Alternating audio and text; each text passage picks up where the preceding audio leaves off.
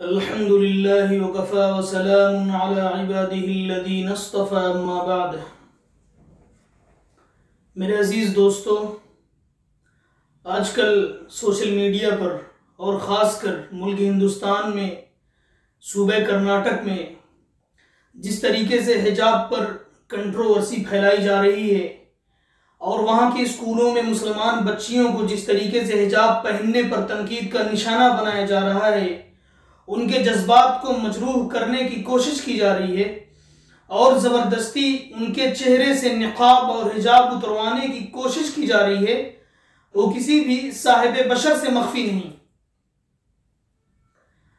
میں آپ کو بتلاتا چلوں کہ جس طریقے سے مسلمانوں کو ڈیمورلائز کرنے کی کوشش کی جا رہی ہے، وہ ایک جمہوری ملک کے لیے، ایک ڈیموکریسی کنٹری کے لیے ظاہر ہے کہ وہ بہت ہی خطرناک ناسور ہے، جو ہم سب کے لیے بہت خطرناک ثابت ہو رہا ہے۔ اب اس دوران صدر جمعیت علماء ہند حضرت مولانا ارشد مدنی صاحب حفظہ اللہ کا ایک انٹرویو سامنے آیا۔ میڈیا والوں نے ان سے سوال پوچھا تو حجاب پر جب انہوں نے پوچھا تو حضرت نے جو جواب دیا بڑا ہی دانشمندانہ اور عاقلانہ جواب دیا، جس کی وجہ سے میڈیا والے بھی خاموش ہو کر رہ گئے۔ تو آئیے سب سے پہلے سنتے ہیں کہ حضرت نے کیا کہا حجاب کے معاملے پر۔ پہنتا ہے، اس کا مطلب یہ ہے کہ کوئی مذہبی ہی چیز نہیں، مذہب بھی بتاتا ہے، لیکن شرم و حیا کی بات ہے۔ ہمارا ایک واتاورن ہے ملک کا جس کے اندر عورتیں اور مرد ننگے نہیں رہتے ہیں۔ مرد بھی یہ پتلون پہنتے ہیں، دھوتی پہنتے ہیں، لنگی پہنتے ہیں، پاجامہ پہنتے ہیں، یہ حجاب ہی اسی کو پردہ کہا جاتا ہے۔ سر، یہ کتنا ضروری ہے، اس بات پر بحث چل رہی ہے۔ جس آدمی میں جتنی حیا ہے اتنی ضروری ہے، جتنا بے حیائی ہے اتنی ہی غیر ضروری ہے۔ اسکولز میں کتنا ضروری ہے۔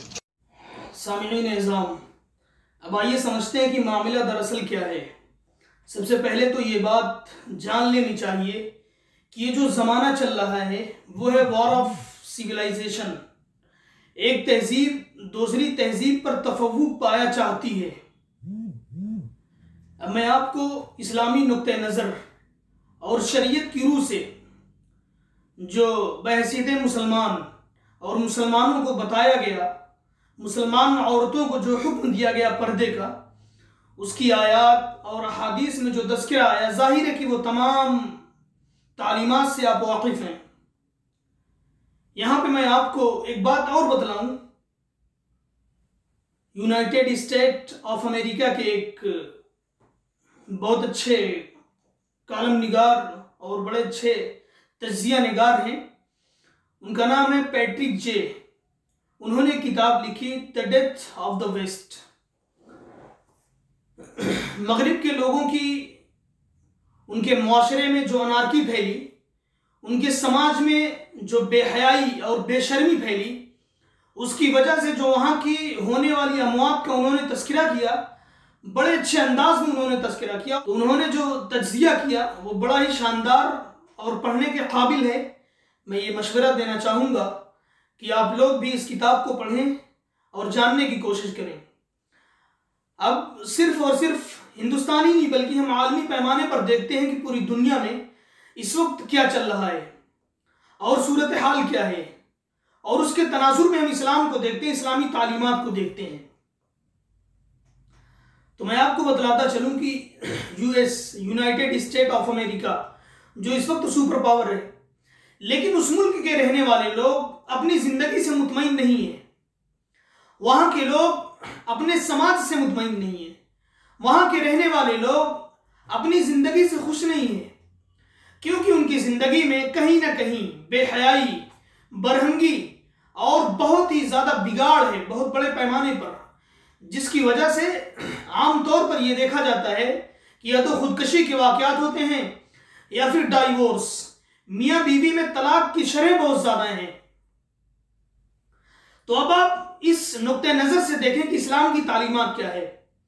اسلامی تعلیمات جہاں پہ پردے کا حکم دے رہی ہے، وہاں پہ اسلام نے جو دائرہ بنایا ہے زندگی گزارنے کا، وہ کتنا اہم اور قابل قدر ہے کہ اس پہ اگر عمل کیا جائے تو آپ کی زندگی میں ایک ذرہ بھی کہیں سے غلط ہونے کی گنجائش نہیں ہو سکتی۔ اب مثال کے طور پر قرآن کریم نے جہاں عورتوں کو حکم دیا پردے کا، या अय्युहन नबी कुल लिअज़वाजिका व बनातिका व निसाइल मुमिनीन युदनीन अलैहिन्न मिन जलाबिबिहिन्न।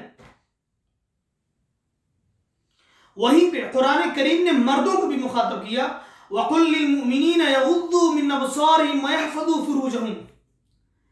ऐ नबी, आप मोमिनीन यानी मर्दों से कह दीजिए कि वो अपनी निगाहों को नीची रखें और अपनी शर्मगाहों की हिफाजत करें।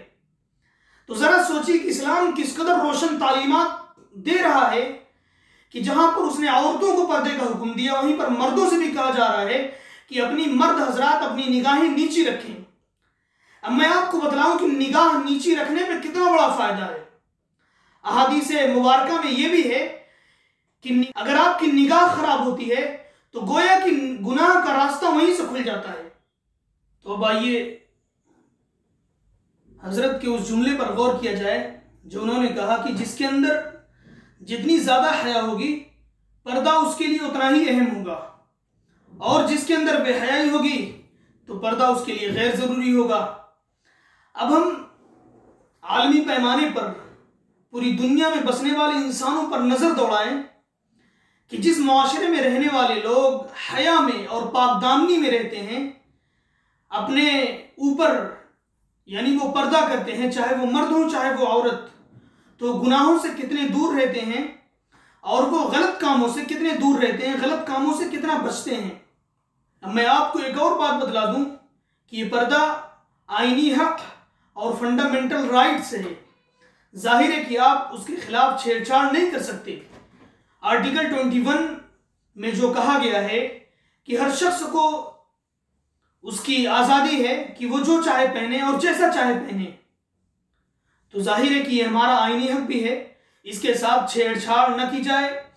और वहाँ की कर्नाटक के अंदर जिस तरीके से तालिबात यानी मुसलमान बच्चियों को जिस तरीके से परेशानी का सामना करना पड़ रहा है, और बाज़ वीडियोस तो ऐसी भी आई कि उनको स्कूल में जाने से रोका जा रहा है और स्कूल से पहले उनका निकाब उतरवाने की कोशिश की जा रही है, ये किसी भी एतबार से सही नहीं है। जाहिर है कि आप पूरी दुनिया में जब आप देखेंगे कि लोग इन्हीं तमाम वजूहात की बिना पर डिप्रेशन का शिकार हो जाते हैं, जब उनके मुआशरे में गुनाह पनपने लगता है, जब उनके मुआशरे में बेहयाई और बेशर्मी आम हो जाती है, तो जाहिर है कि वो इस मुआशरे को नापसंद करते हैं और वो डिप्रेशन का शिकार हो जाते हैं। और ऐसे मुआशरे में सुसाइड की खबरें बहुत आम होती हैं, सुसाइड के वाकयात बहुत आम हो जाते हैं, लोग जिंदगी से मौत को तरजीह देते हैं। तो जरा आप सोचिए और गौर करिए कि इस्लामी तालीमात कितनी अहम है। न सिर्फ ये कि इस्लामी तालीमात, बल्कि इस्लाम का हर एक अमल पूरी कायनात के लिए, पूरी इंसानियत के लिए सरापा मुफीद है और फायदेमंद है। अल्लाह ताला हमें समझने की तौफीक अता फरमाए। व आखिरु दावाना अनिल हम्दुलिल्लाहि रब्बिल आलमीन।